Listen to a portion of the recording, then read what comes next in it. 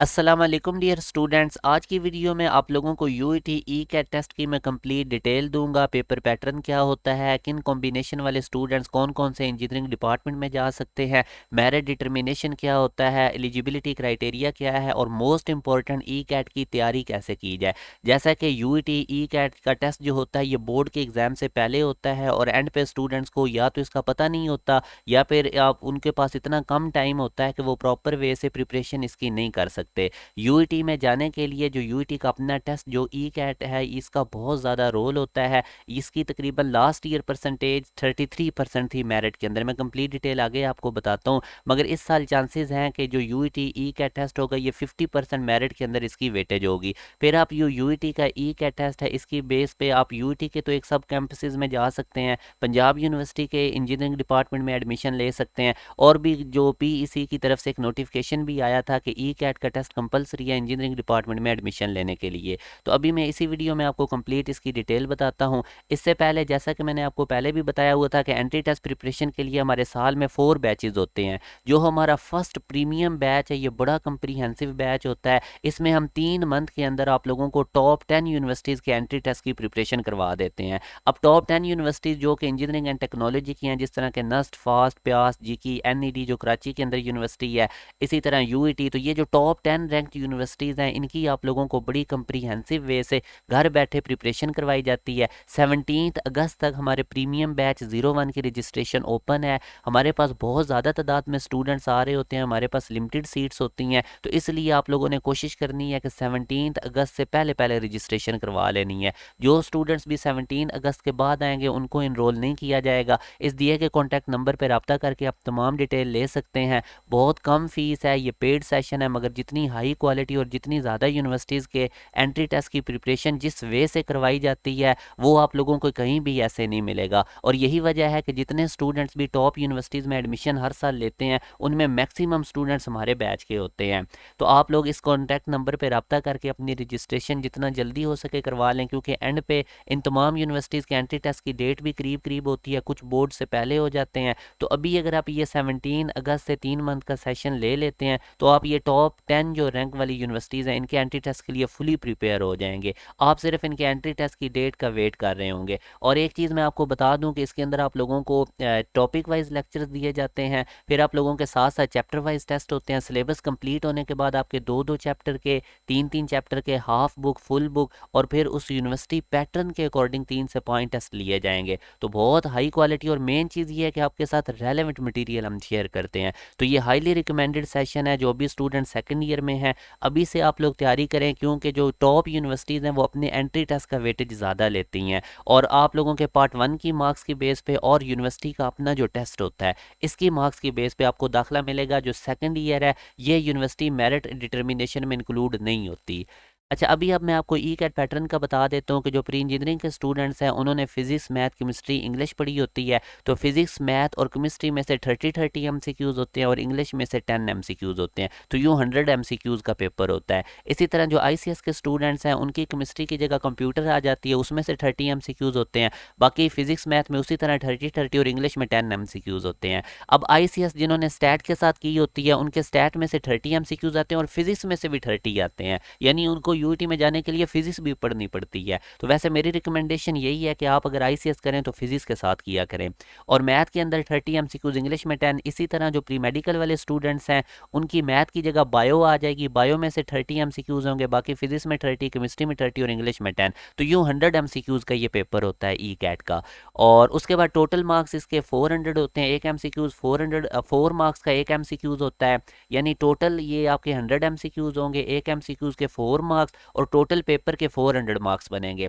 और हर क्वेश्चन के 4 मार्क्स मैंने आपको बता दिया। अगर आपको ये क्वेश्चन गलत हो जाता है तो 1 मार्क्स आपका माइनस हो जाएगा, यानी नेगेटिव मार्किंग होती है। 5 एमसीक्यू गलत करेंगे तो 5 नंबर डिडक्ट हो जाएंगे। टाइम इसका 100 मिनट्स होता है, यानी 1 आवर एंड 40 मिनट्स, और पासिंग मार्क्स आपके 33% होते हैं, यानी 132 नंबर लेने ई कैट में ज़रूरी है, अदरवाइज ये आपका पास नहीं होगा। और ई कैट टेस्ट अगर आप पास करते हैं तो पंजाब यूनिवर्सिटी के भी इंजीनियरिंग डिपार्टमेंट में आपको एडमिशन मिलेगा, और भी काफ़ी ज़्यादा यूनिवर्सिटीज़ हैं जो ई ई कैट की टेस्ट की बेस पे आपको दाखिला दे देती हैं, और फिर यूईटी के अंदर भी आपको दाखिला मिलेगा। ई कैट टेस्ट पास करना ज़रूरी है। और फिर ज़ाहिर है ई कैट यूईटी के अंदर अगर आप जाएंगे तो फिर आपका मेरिट बनता है, और जो बच्चे मेरिट पे आते हैं, लिमिटेड सीट्स होती हैं अच्छे डिपार्टमेंट में, तो उनके अकॉर्डिंग फिर आप लोगों को एडमिशन मिलता है। अब इसके बाद अगर हम नेक्स्ट देखें तो 60% मार्क्स आपके इंटरमीडिएट या अगर आपने डिप्लोमा वगैरह किया हुआ है, ये जो भी आपकी क्वालिफिकेशन है, तो हाफ़िज़ कुरान और स्पोर्ट्स के निकाल के 60% ओवरऑल आपके इंटरमीडिएट और मैट्रिक में मार्क्स होने ज़रूरी हैं। इसी तरह एंट्री टेस्ट में भी आपका पीयर होना ज़रूरी है, और उसमें 33% मार्क्स आपने लेने हैं, तभी आपको यूईटी में दाखिला मिलेगा। और अगर आप कोई स्टूडेंट्स ऑलरेडी कोई बीएससी इंजीनियरिंग पहले कर रहा है और वो अपनी फील्ड चेंज करना चाहता है यूईटी के अंदर, तो फिर उसके जितने भी सेमेस्टर उसने पढ़ लिए होंगे उनके अंदर उसका सीजीपीए ऑलमोस्ट 2.5 होना चाहिए, या 60% उसके मार्क्स होने चाहिए। अब मैं आप लोगों को, ये बहुत ज़्यादा इंपॉर्टेंट है, मैं आप लोगों को आपके कॉम्बिनेशन के हिसाब से बता देता हूँ कि जो एफएससी प्री इंजीनियरिंग वाले स्टूडेंट्स हैं जिन्होंने मैथ फिजिक्स केमिस्ट्री पढ़ा होता है, वो तमाम डिपार्टमेंट में यूईटी के जा सकते हैं। यानी कि अब एफएससी प्री इंजीनियरिंग वालों को ये एज होता है कि वो कंप्यूटर की फील्ड में भी जा सकते हैं और बाकी भी सारी फील्ड में।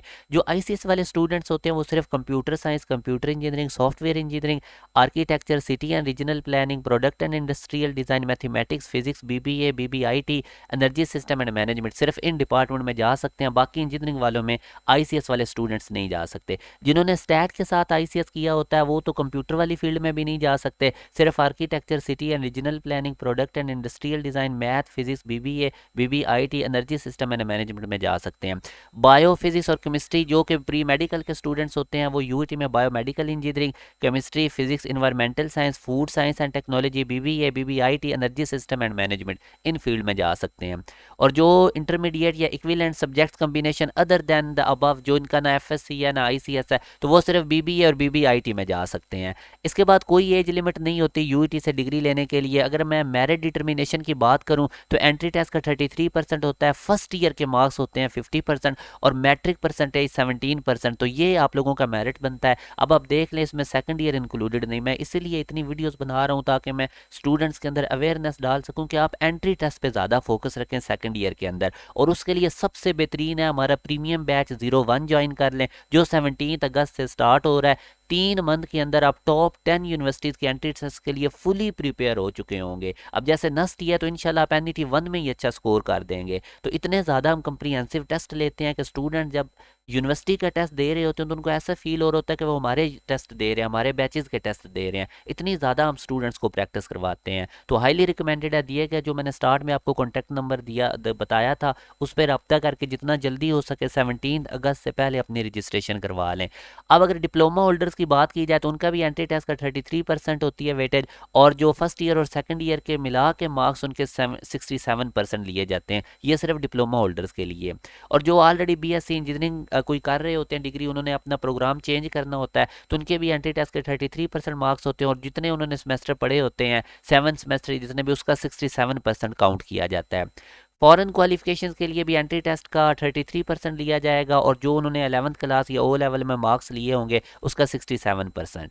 अब अगर हम बात करें तो ई कैट एंट्री टेस्ट जिन फील्ड्स में नहीं रिक्वायर्ड होता वो कौन से प्रोग्राम है, तो ये वाले वो प्रोग्राम है आप लोगों ने पढ़ लेने हैं। इनके लिए ये बेसिकली नॉन इंजीनियरिंग प्रोग्राम है, तो इनके लिए आपको ई कैट देना ज़रूरी नहीं है। तो अगर ई कैट देना ज़रूरी नहीं तो फिर मेरिट कैसे बनेगा, तो इसके लिए मैट्रिक का 25% और आप लोगों का जो इंटरमीडिएट फर्स्ट ईयर है उसका 75% काउंट किया जाएगा। तो ये अब आप लोगों को मैंने बता दिया। उसके बाद एक दो चीज़ें और आप लोगों ने देख लेनी है। ये यहाँ पे लिखा हुआ in case the candidate has already completed his या हर इंटरमीडिएट और इक्विवेलेंट क्वालिफिकेशन। कुछ ऐसे स्टूडेंट्स होते हैं जो रिपीट कर रहे होते हैं, तो उनके भी सिर्फ पार्ट 1 के ही मार्क्स जो हैं वो काउंट किए जाएंगे एग्रीगेट में। तो अब आप देख सकते हैं कि पार्ट 1 के मार्क्स और एंट्री टेस्ट की बेस पे आपको यूईटी में दाखिला मिलता है। और इसी तरह अगर कोई फॉरेन स्टडी है तो वो फिर आपको इक्विवेलेंट सर्टिफिकेट आईबीसीसी की तरफ से बनवाना होता है और वो सबमिट करवाना होता है। उसके बाद merit of intermediate pre medical वालों का कैसे बनता है, जिन्होंने एडिशनल मैथ किया होता है। तो जब तक तो उनका मैथ का रिजल्ट नहीं आता तो एफएससी पार्ट 1 के ही उनके मार्क्स काउंट किए जाते हैं। जब एडिशनल मैथ का आप लोगों का आ जाता है तो वो फिर आपने सबमिट करवाना होता है। इसी तरह जो क्रेडिट फॉर हाफ़िज़ कुरान, जिन्होंने कुरान मजीद हिफ़्ज़ किया हुआ है, आप लोगों को सब तो पहले तो एप्लीकेशन फॉर्म में वो फिल करना होता है, बॉक्स को टिक करना ज़रूरी है कि आप हाफ़िज़ कुरान है। फिर एक वेरिफिकेशन कमेटी होती है, वो आप लोगों का टेस्ट लेती है और ये 20 मार्क्स का टेस्ट होता है, तो फिर इसमें से आपको मार्क्स मिलते हैं। और इसी तरह जिन्होंने स्पोर्ट्समैन होते हैं, स्पोर्ट्स का सर्टिफिकेट आपके पास होना चाहिए, तो उनके लिए भी 10 मार्क्स होते हैं। तो अगेन वही आपको चेक करके तो इसमें से वो 10 मार्क्स देते हैं। तो बाकी ये है कि आप लोगों को जो मैंने बताया था कि ये जो हमारा प्रीमियम बैच 01 है, इसको ज़रूर ज्वाइन करें। आप लोगों को टॉप 10 यूनिवर्सिटीज़ के एंट्री टेस्ट की प्रिपरेशन करवा दी जाएगी। बड़ी ज़्यादा हम हाई क्वालिटी देते हैं, बहुत कम हमारी फ़ीस है। टॉप 10 यूनिवर्सिटीज़ की एक ही बैच में आपको तैयारी करवाई जाएगी। इस तरह से हमारी ये लेक्चर्स डिज़ाइन किए गए हैं कि ये जो टॉप 10 यूनिवर्सिटीज़ हैं उनको सामने रखते हुए आपका ई कैट तैयार हो जाएगा, नस का एंट्री टेस्ट तैयार हो जाएगा, फास्ट प्यास जी की फिर आपकी मर्ज़ी होगी कि आप जिन जिन यूनिवर्सिटीज़ के भी टेस्ट दें। मगर रिकमेंडेड यही होता है कि आप बड़ी बड़ी तमाम यूनिवर्सिटीज़ के टेस्ट दें, फिर स्कॉलरशिप अपॉर्चुनिटीज़ दे के जो बेस्ट लगे आपको उधर फिर आप मूव कर जाएं। और बाकी हमने एक व्हाट्सएप ग्रुप बनाया हुआ है, उसका लिंक भी मैंने डिस्क्रिप्शन में इसी वीडियो के दे दिया है। आप लोग उसको ज़रूर ज्वाइन करें। उसमें आप लोगों को एंट्री टेस्ट की अपडेट्स और जितने भी मेन स्कॉलरशिप्स हैं यूनिवर्सिटीज़ की, उनकी अपडेट्स दी जाती है। हमारी यही कोशिश होती है कि हम अपने स्टूडेंट्स को एक तो टॉप यूनिवर्सिटीज़ में उनका एडमिशन करवाएं और साथ साथ उनको स्कॉलरशिप का सहारा बताएं, ताकि वो अच्छी यूनिवर्सिटी में भी जाएं और स्कॉलरशिप के साथ जाएं। तो ये आप लोगों के लिए हाईली रिकमेंडेड बैच है अगर आप पाकिस्तान की टॉप यूनिवर्सिटीज़ में एडमिशन लेना चाहते हैं। अपना ख्याल रखिएगा। अल्लाह हाफिज़।